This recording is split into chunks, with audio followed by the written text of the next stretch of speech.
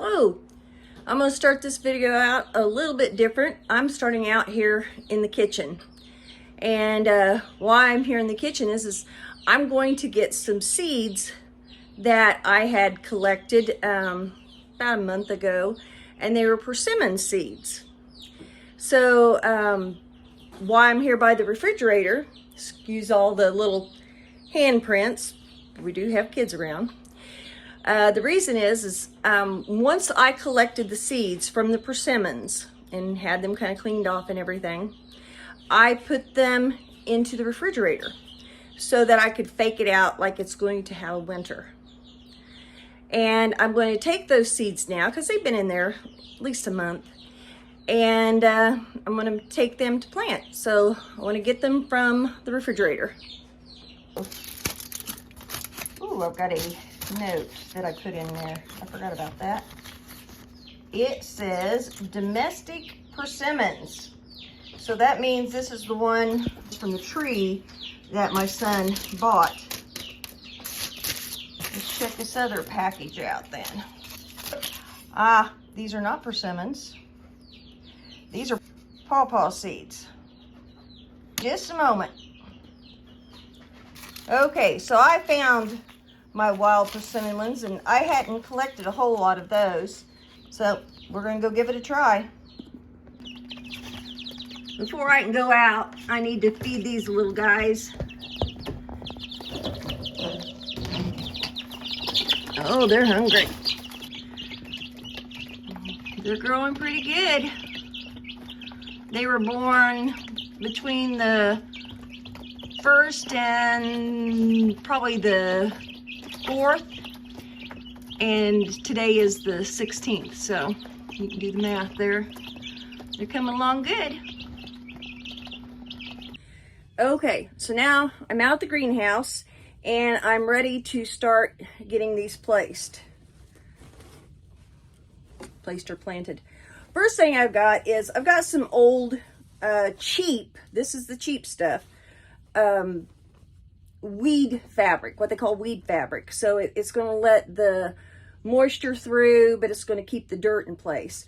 The reason why I'm saying cheap is we had tried this out on the garden once, and it actually was letting enough light through that we had a lot of weeds coming up underneath the fabric and pushing it up. So it kept the weeds kind of in check there, but they were still growing and still taking nutrients from the plants that we wanted to get it. So we've taken it up, and I said, well, I can still use this. So what I'm going to do is I'm going to cut some of this up, and nice little square here. And I've got a large pot here that, if you see the bottom, lots of holes, and they're big holes. I mean, I can stick my finger through them.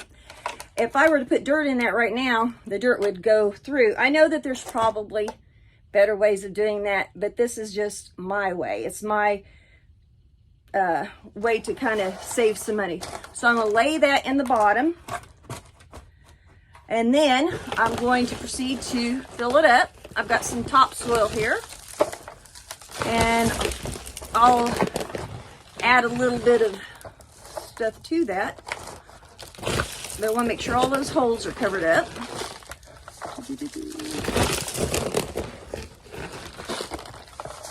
Okay, so right now I've got it about halfway.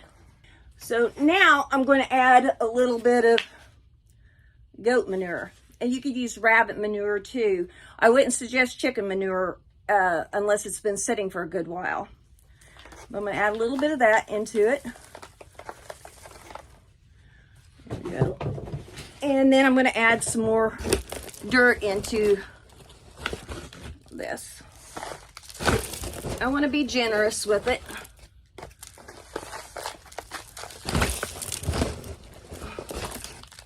Because after I start putting water in there, of course, it'll start compacting and going down. All right, so I've got this full, and now I'm going to do some planting. So I brought out my seeds. I want to show you the difference between a persimmon seed and a Paw Paw seed.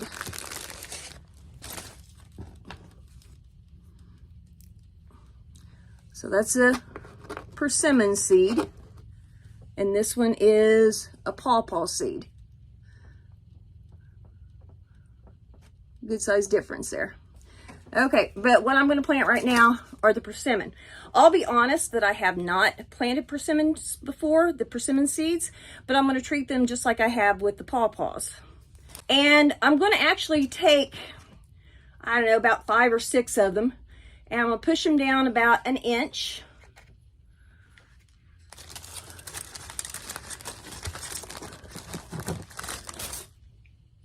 And kind of spacing them out and covering them over a little bit. Now, why I have done this is because I just want this to start them out. Once they start growing, then I'll space them out. So right now, it's only taking this much room versus if I had 5 or 6 pots sitting around. And I don't know, they just seem to grow better when they're together. So the next thing I need to do is I need to put a label so I can remember what's in this. Okay, I got a lot of these little cheap plastic labels. I did find out that these do not work well out in the garden because when the sun starts hitting them, you can't hardly see what is written on them, if at all. This had something from last year, but it's very, very faint.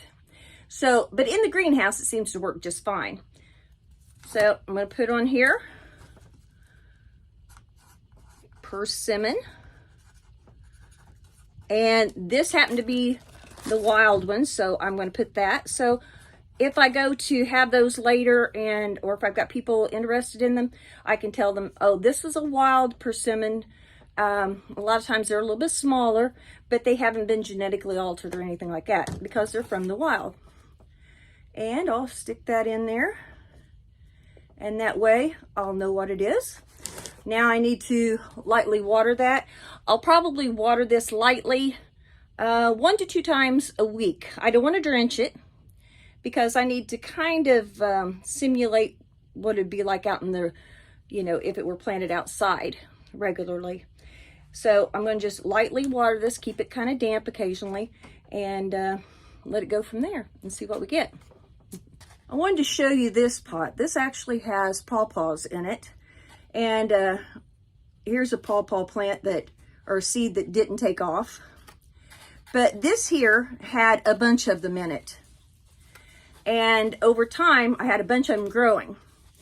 This is one of them that I pulled the different starts out. These grew later, but they were so small whenever I was taking these out, I thought I'm going to leave them in there and try not to disturb them and see if they do anything. Well, they have. This one's definitely the stronger of the two. This one here is still kind of green all the way down and doesn't have the darker tree stem there.